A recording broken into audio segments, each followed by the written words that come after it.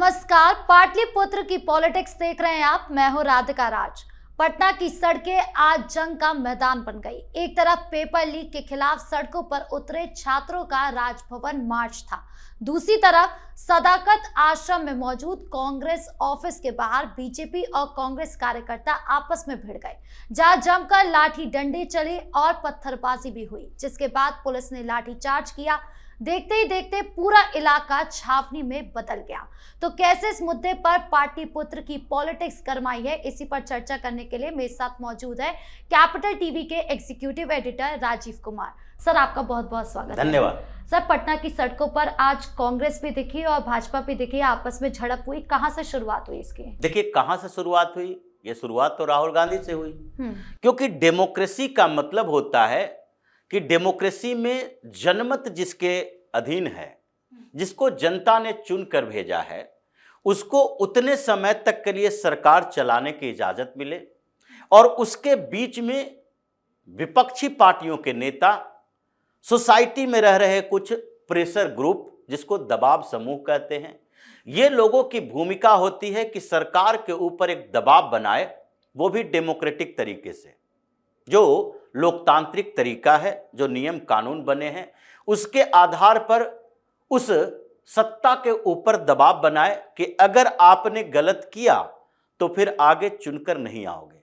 ये जो violent protest होता है, किसी को उखाड़ फेंकने के लिए जो प्रदर्शन किए जाते हैं, वो ऑटोक्रेटिक सोसाइटी में होती है। यानी कि जब सत्ता बिल्कुल स्थिर हो, उसे हटाने के लिए कोई व्यवस्था आपके पास नहीं हो, राजशाही है, राजा का बेटा राजा होगा, उसके लिए निर्धारित है कि राजा होगा, उसका बेटा होगा, उसका बेटा होगा, आप उसे या जनता उसे या फिर कोई भी मंत्रिमंडल उसे बर्खास्त नहीं कर सकती। मंत्रिमंडल राजशाही में भी होता है।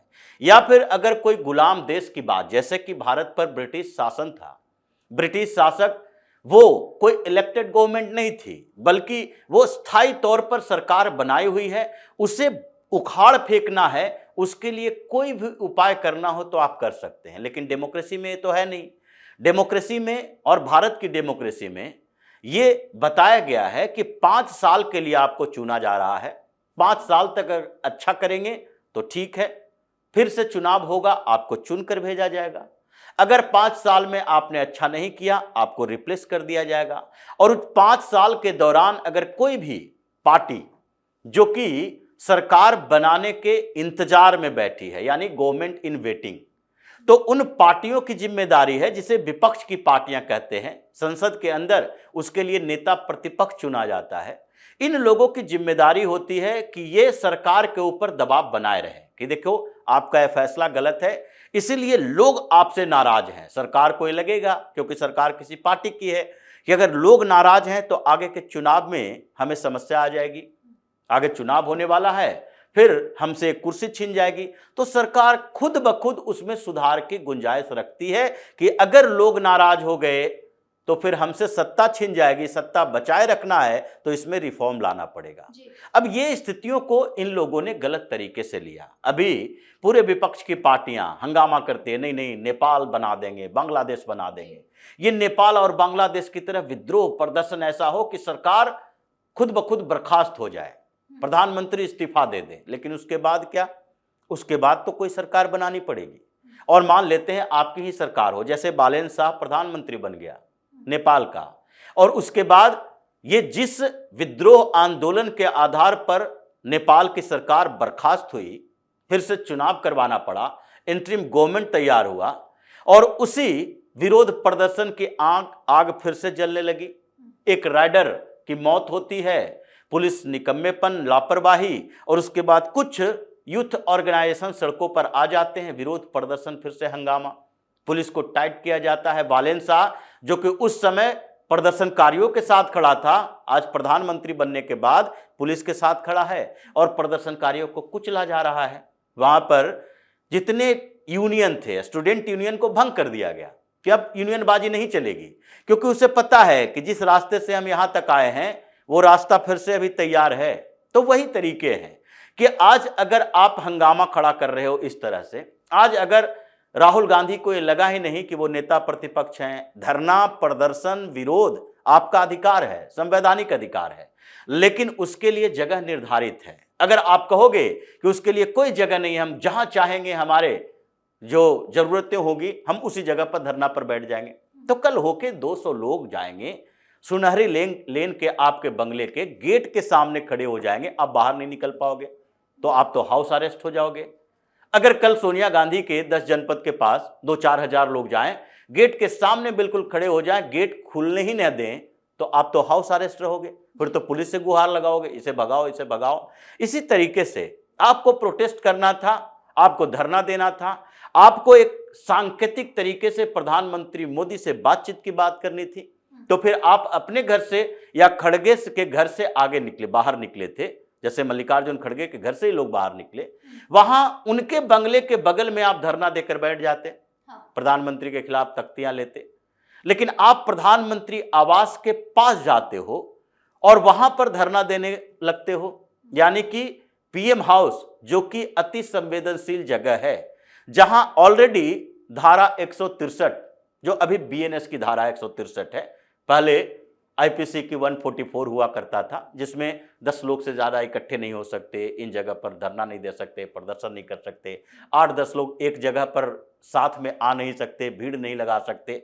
ये धाराएं लगी रहती है कि उस जगह पर अगर 10 लोग आ गया, आपने प्रोटेस्ट किया, उसी समय अगर अटैक हो जाता, उसी समय किसी आतंकी संगठन को मौका मिल जाता, नक्सलियों को मौका मिल जाता, 2-4-10 हजार लोग आ जाते, पुलिस वाले को मजबूरी में फायरिंग, गोलियां चलाना पड़ता, 10-20 लोग मारे जाते, उसकी जिम्मेदारी किसकी होती? ऐसी स्थिति तो आई थी। जयप्रकाश नारायण के संपूर्ण क्रांति, ये जो आंदोलन चला था, इंदिरा गांधी को इमरजेंसी लगाना पड़ा, और इंदिरा गांधी ने इमरजेंसी का बहाना क्या बनाया था कि देखो संपूर्ण क्रांति, ये जो चारों तरफ विरोध प्रदर्शन तो चल रहे हैं, और उसमें जयप्रकाश नारायण, मोरारजी देसाई, इन लोगों ने घोषणा की है कि अब पीएम आवास को घेर लो, इंदिरा गांधी को घर से बाहर ना निकलने दो, राइट टू रिकॉल लाओ, यानी कि प्रधानमंत्री को वापस बुलाओ, सरकार गिराओ, बीच में ही चुनाव होना चाहिए। अब ये आपने प्रधानमंत्री आवास को घेरने की कोशिश की, तो राहुल गांधी के दादी ने इमरजेंसी लगा दिया। प्रधानमंत्री मोदी भी ऐसा कर सकते थे। प्रधानमंत्री मोदी ने आपको मौका दिया, आपके पास मंत्री गए, आपसे बातचीत की, आपने कहा कि नहीं नहीं मेरी डिमांड है, संसद में इस पर चर्चा होनी चाहिए, नीट के पेपर लीक पर। यह भी मान लिया गया, लेकिन फिर भी आप रिजिड हो, आप बार बार अपनी बातों से मुकर जाते हो। तो अगर आप ऐसा कर रहे हो तो भारतीय जनता पार्टी की सरकार है, लेकिन भारतीय जनता पार्टी का संगठन भी है। अब संगठन के लोग बाहर निकले कि तुम अगर प्रधानमंत्री के साथ, मेरे सबसे बड़े नेता के साथ ऐसा कर सकते हो, हम तुम्हारे साथ भी ऐसा कर सकते हैं। ये अराजकता वाली स्थिति पैदा करने की कोशिश कर रहा है। अगर कांग्रेस जैसी पार्टी, जिसका अभी भी पूरे देश में चुनावों की बात करें तो 20 से 25% के बीच वोट आधार है, सारे जो विपक्ष की पार्टियां मिलजुल कर 40 से 48% वोट है आपके पास, यानी कि सपोर्ट है उतना। भारतीय जनता पार्टी के पास अकेले भी 40% से ज्यादा, अकेले के दम पर, एनडीए की बात करें 50% प्लस हो जाएगा। उतना अगर लोगों का सपोर्ट है तो आपसे ज्यादा सपोर्ट है, वो भी सड़क पर उतर सकते हैं। ये तो सरकार है, सड़क पर उतरे और फिर दोनों के बीच ऐसे ही संभावना बन जाती है जैसे पटना में बनी, लड़ाई झगड़े होंगे, गोलियां चलानी पड़ जाए, लाठी डंडे तो चले ही, लात जूते चले। ऐसी स्थिति में तो एक अराजकता वाली माहौल हो जाएगा, और कांग्रेस क्या यही चाहती है कि अराजकता के हवाले कर दिया जाए देश को? आगे की सरकारों के लिए हमेशा जरूरी होता है, अनुशासन किसी भी जगह के लिए जरूरी है। इसलिए आजादी के आंदोलन तक में, जबकि नौसेना विद्रोह हुआ था, तो उस समय इस बात की अवधारणा बनी थी, पटेल जैसे नेता, उन्होंने भी कहा था कि नहीं, अब हमें आजादी मिलने वाली है, 46 की बात थी। तो उस समय हम अगर सेना को अनुशासनहीन बना देंगे तो ऐसी स्थिति में हमारी सरकार बनेगी, फिर भी सेना कभी कभी अनुशासनहीनता में ऐसे ही विद्रोह कर देगी, फिर तख्ता पलट भी हो सकता है। यही बात पाकिस्तान ने नहीं समझा, तो जितने जनरल हुए उसी ने तख्ता पलट किया, चाहे जियाउल हक हो या फिर परवेज मुशर्रफ हो। तो उसी तरह अनुशासन तो आपको भी बनाना काम है, क्योंकि आप भी अपोजिशन में बैठे हो, पीएम इन वेटिंग हो, गवर्नमेंट इन वेटिंग हो, कभी भी आपकी सरकार भी आ सकती है। सबसे ज्यादा समय तक आपकी सरकार आई है। तो इसीलिए ये जो अनडेमोक्रेटिक तरीके से, अलोकतांत्रिक तरीके से इन लोगों ने धरना प्रदर्शन किया। भारतीय जनता पार्टी ने उसका जवाब दिया और ज्यादातर राज्यों में भारतीय जनता पार्टी की सरकार है।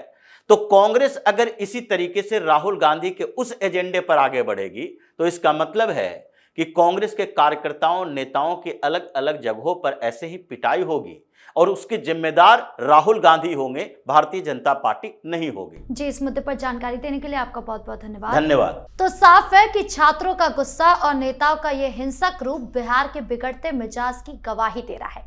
देखना होगा कि सरकार इस बवाल पर आगे क्या कदम उठाती है। आपके इस पूरे मामले को लेकर क्या राय है, कमेंट बॉक्स में जरूर बताएं। वीडियो को लाइक करें, शेयर करें और चैनल को सब्सक्राइब करना ना भूलें। धन्यवाद।